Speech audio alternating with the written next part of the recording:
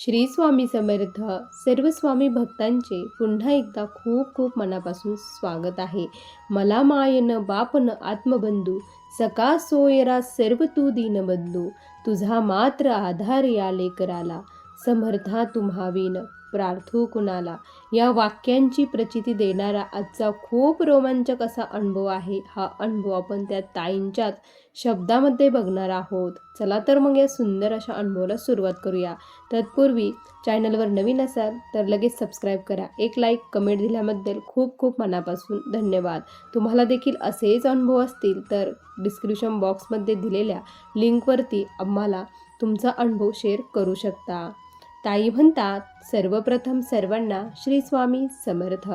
अनंत कोटी ब्रह्मांड नायक राजाधिराज योगीराज परब्रह्म भगवान श्री स्वामी समर्थ महाराज यांच्या चरणी कोटी कोटी प्रणाम.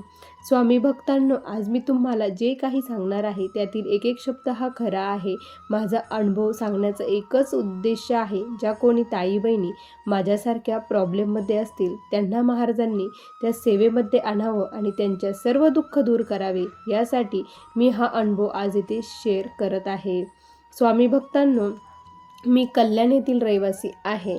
माझे मिस्टर हे खूप रागीट स्वभावाचे होते. प्रचंड रागीट स्वभाव.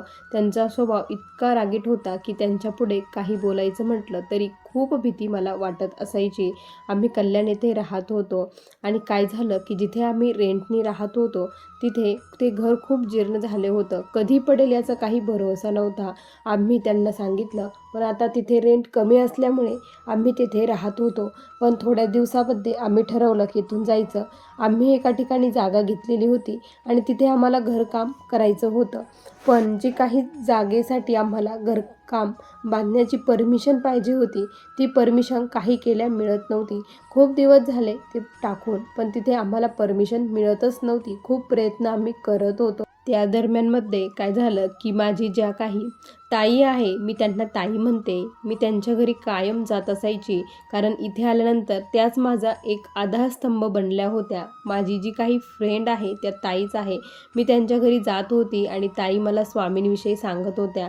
पण ह्या वेळेस मात्र त्यांनी खूप हट्ट केला की तू महाराजांची कर, तुझं जे काही प्रॉब्लेम आहे ते सर्व काही संपून जातील. तू फक्त स्वामींचे 7 स्वामीचरित्राचे पारायण कर, बघ तुला काय अनुभव येतो ते. त्यांनी खूप हट्ट केला. त्यामुळे मी म्हटलं ठीक आहे, तुम्ही एवढे म्हणत आहात तर मी करते म्हटलं. आणि मग मी स्वामींचे जे काही ग्रंथ पोथी होती स्वामीचरित्र, ती पोथी त्यांनीच मला दिली. त्यांच्याकडे 2 होत्या, त्यातील एक पोथी त्यांनी मला दिली आणि आता पारायण करायचं. मला आदल्या दिवशीच खूप छान स्वप्न पडलं की मी असं कुठेतरी पोथी वाचत आहे. एका मंदिरामध्ये होते आणि तिथे मी पोथी वाचताना मला दिसत होते. खूप मंगलमय वातावरण तिथे होते आणि माझं मन हे खूप तिथे प्रसन्न झालेलं होतं. मी सकाळी उठले, त्यानंतर मला जी काही पोथी मांडायची होती त्यासाठी पाठ देखील मला भेटत नव्हता. मग काय करावं काही कळत नव्हतं. आणि मग मी काय केलं की जे काही पुस्तक होतं ते असंच हातावरती ठेवून मी पारायण करायचं ठरवलं. पारायण सुरू झालं. घरात महाराजांचा फोटो वगैरे काहीच नव्हता, फक्त पारायण केलं. संकल्प केला कशासाठी पाहिजे होतं.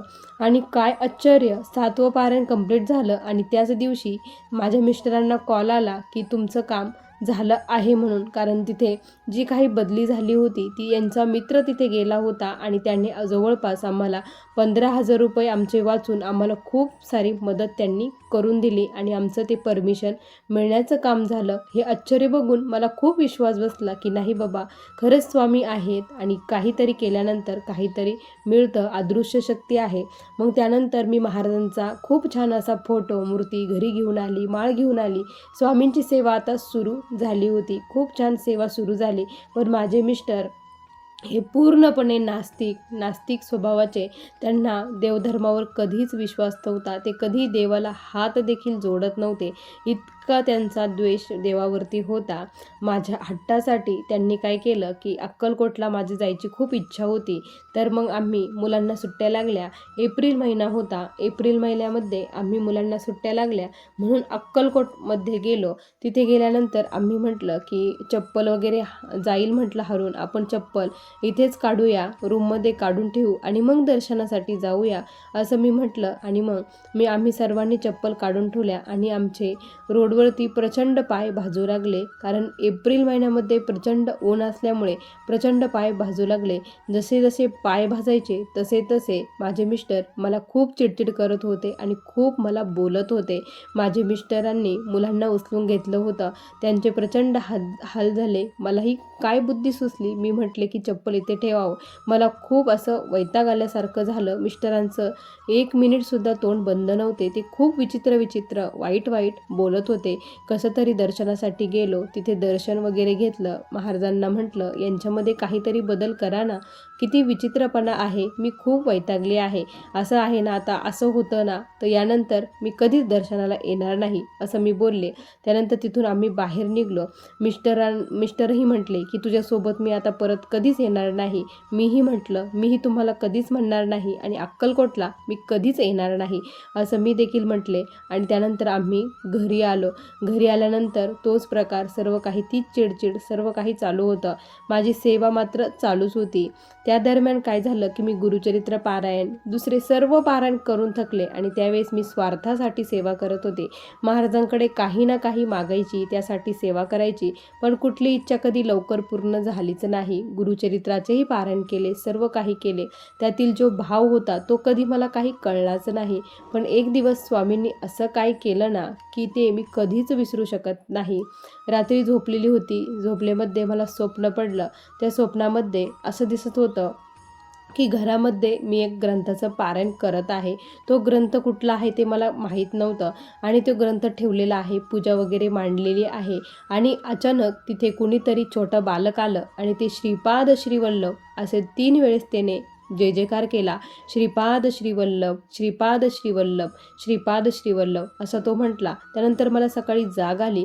असं स्वप्न मला का बरं पडलं, मला माहीतही नव्हतं श्रीपाद श्रीवल्लभ हा ग्रंथ असतो की काय. गुरुचरित्रापर्यंत ठीक होतं, पण ते मला माहीत नव्हतं. श्रीपाद श्रीवल्लभ प्रभू कोण हे देखील मला माहीत नव्हतं, कारण मी कुठे मठात वगैरे कधी जात नव्हती. घरीच जी काही सेवा होती ती सेवा मी करत होती. मग मी ताईंना कॉल केला की रात्री मला असं स्वप्न पडलं. ताई म्हटल्या की स्वामींची इच्छा आहे ग, तू श्रीपाद श्रीवल्लभ पारायण करावं. मला खूप आश्चर्य वाटलं. मी म्हटलं, श्रीपाद श्रीवल्लभ हा ग्रंथ आहे का? तर ताई म्हटल्या, हो, श्रीपाद श्रीवल्लभ ग्रंथ आहे. जसा गुरुचरित्र आहे तसा श्रीपाद श्रीवल्लभ आहे.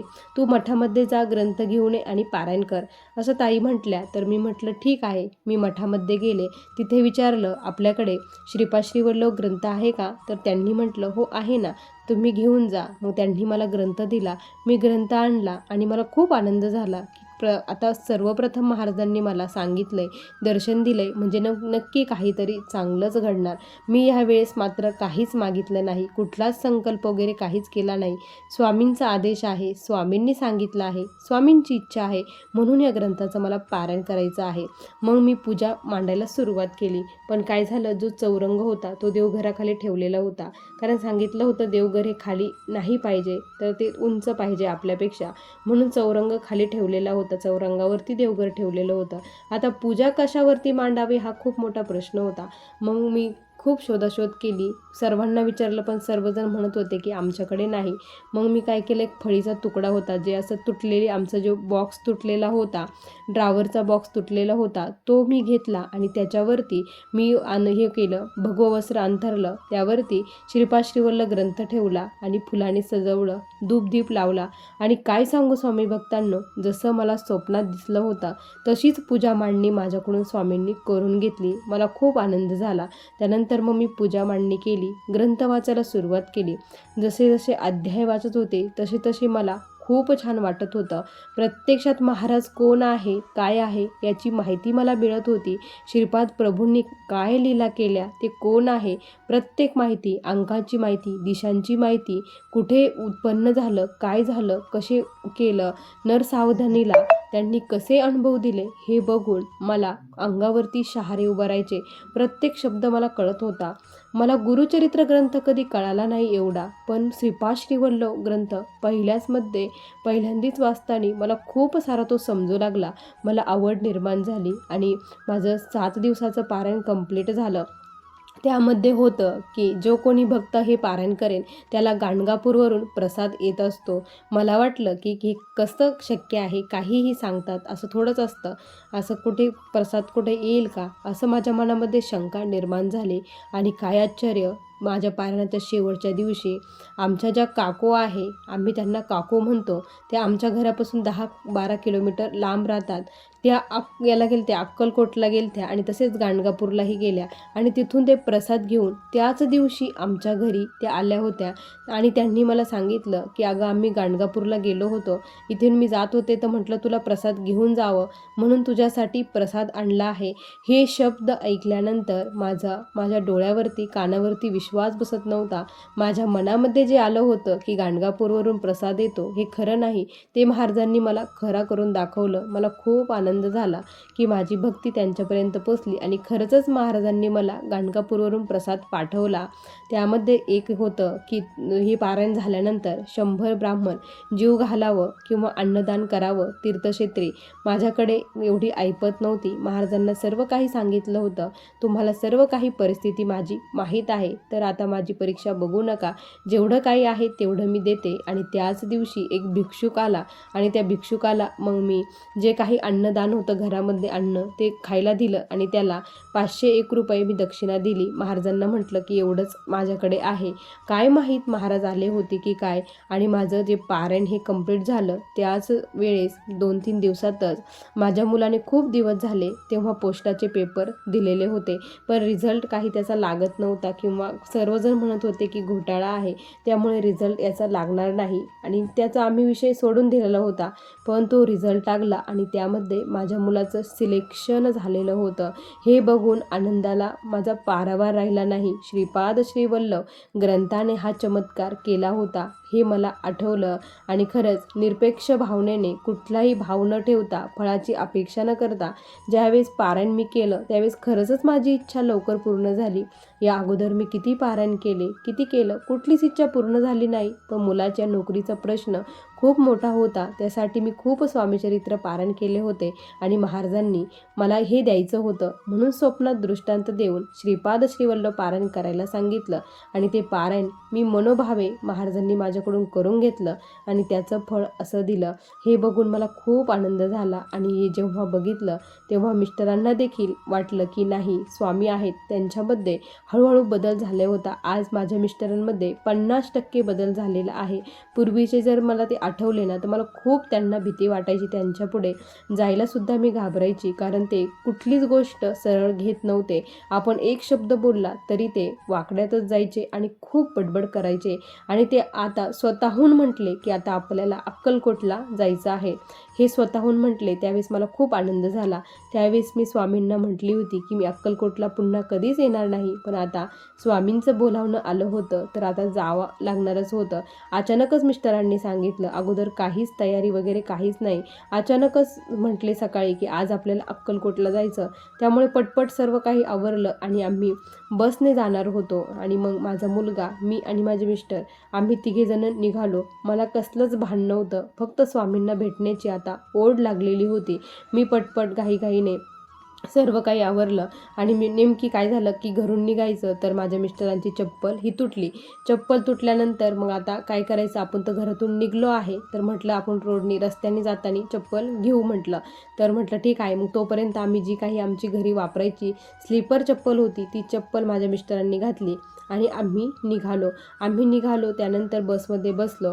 आता कुठे दुकान वगैरे भेटलं, बस थांबली तर आपण नक्की घेऊया. आणि आम्ही डायरेक्ट बस पकडली होती. बस कुठेच थांबली नाही, डायरेक्ट अक्कलकोटमध्ये बस थांबली. त्यामुळे चप्पल घेणं काही झालंच नाही. आता अक्कलकोटमध्ये उतरल्यानंतर आपण घेऊया चप्पल. मग आम्ही स्टँडवरती उतरलो तर तिथे लगेच रिक्षा होत्या की मंदिरात जायचं असेल तर चला रिक्षामध्ये. मिस्टर तिथे दुकान बघायलाही वेळ नव्हता, आपण अगोदर मठामध्ये जाऊया, तिथे हातपाय धुवू, फ्रेश होऊ आणि तिथे दुकान असेल तर चप्पल घेऊन मग दर्शनासाठी जाऊ, असं आम्ही ठरवलं. आणि विशेष म्हणजे तो देखील मे महिना होता. मे महिन्यामध्येच आम्ही निघालो होतो आणि आम्ही तिथे गेलो, फ्रेश वगैरे झालो आणि बाहेर चप्पलचं दुकान कुठेच दिसत नव्हतं, चप्पलचं दुकानच नव्हतं. माझ्या मिस्टरांचे पाय प्रचंड भाजत होते, इतके भाजत होते की बस बस. पण ह्यावेळेस मात्र ते काहीच बोलत नव्हते. शांतपणे बसले होते. अक्षरशः काही एक न बोलता ते निमूटपणे चालले होते. मलाच ते बघून माझ्या मनात त्रास होत होता. मला मागचं काही आठवत होतं की मागच्या वेळेस महाराजांनी आम्ही असंच केलं होतं तर यांनी किती बडबड केली होती. पण आज हे काहीच बोलत नाही. त्यांचे पाय प्रचंड भाजत होते. आम्ही लवकर गेलो, वटवृक्षाचं दर्शन वगैरे घेतलं. ह्यावेळेस मात्र मिस्टरांनी डोकं टेकून महाराजांपुढे पूर्णपणे नतमस्तक होऊन शरणागती पत्करून दर्शन घेतलं होतं. जो काही अहंकार होता तो अहंकाराचा त्याग त्यांनी जणू काय त्या दिवशी महाराजांसमोर केला असं भासत होतं. मला खूप आनंद झाला. ज्यासाठी मी एवढा अट्टहास करत होते, त्यांना बदलण्यासाठी खूप प्रयत्न करत होते, महाराजांकडे भीक मागत होते, जवळपास एवढ्या वर्षाची सेवा मी त्यासाठी करत होते, त्याचं फळ आज मला स्वामींनी स्वामींच्या पुढं दिलं. हे बघून खूप आनंद होत होता. आणि त्यानंतर मिस्टर काहीच बोलले नाही. पण एकदा नक्की बोलले की बघ, मागच्या वेळेस मी खूप बडबड केली, तुला रागवलं आणि महाराजांनी आज माझ्यासोबत कसं केलं. आज माझी इच्छा असून देखील चप्पल स्वामींनी मला घालू दिली नाही. मला त्यांनी शिक्षा दिली आणि मला याच्यातून दाखवून दिलं की जो कोणी अहंकाराने इथपर्यंत येतो त्याचा नमस्कार मी स्वीकारत नाही. जो नम्रपणे सद्भावनेने अंतःकरणापासून आम्हाला शरण जातो त्याचा नमस्कार स्वीकारतो आणि महाराजांनी माझा नमस्कार स्वीकारला असं मला आज वाटतं. तिथून आल्यानंतर माझी मिस्टरांमध्ये स्वामी भक्तांनो प्रचंड बदल झाला. ते आज स्वामींना मुजरा केल्याशिवाय घराबाहेर पडत नाही. कुठे काही संकट आलं, काही वाटलं, भीती वाटली तर त्यांच्या मुखात आपोआप श्री स्वामी समर्थ हा मंत्र निघतो. याच्यापेक्षा दुसरं भाग्य काय असणार आहे. काय महाराजांनी एवढी मोठी लीला करावी. जणू काय महाराजांनी मला मांडीवरच घेतलं आणि माझा लाडच स्वामींनी केला असं मला वाटतं. किती या भक्तांकडे बारकाईने महाराजांचं लक्ष असतं. किती दिवसाचा काळ गेला पण महाराजांनी माझी इच्छा नक्की पूर्ण केली. योग्य काळ योग्य वेळ आल्यानंतर सर्व काही दिलं. आज स्वामी भक्तांनो सांगायला आनंद वाटतो की आज मी खूप सुखी आहे, समाधानी आहे आणि विशेष म्हणजे स्वामींच्या सेवेमध्ये रममाण आहे. आज आम्ही पूर्णपणे सेटल आहोत. सर्व काही स्वामींच्या कृपेने व्यवस्थित आहे आणि आता एकच प्रार्थना आहे की स्वामींनी अशीच त्यांच्या चरणाची निरंतर सेवा या पामराकडून करून घ्यावी. जे कोणी दुःखित पीडित आहे त्यांच्यापर्यंत आम्हाला बोलवावं आणि आमच्या मुखातून त्यांचं गुणगान गाऊन त्यांचा मार्ग समजून सांगितलं जावं, हीच त्यांच्या चरणी प्रार्थना. असे मला आलेले हे स्वामींचे अनुभव होते. श्री स्वामी समर्थ. बघा स्वामी भक्तांनो किती सुंदर अनुभव आहे या ताईंचे. तुम्हाला हे अनुभव कसे वाटले नक्की कमेंटमध्ये कळवा. पुन्हा भेटूया अशाच सुंदर अनुभवासोबत. तोपर्यंत सर्वांना श्री स्वामी समर्थ. जय जय स्वामी समर्थ. श्री गुरुदेव दत्त.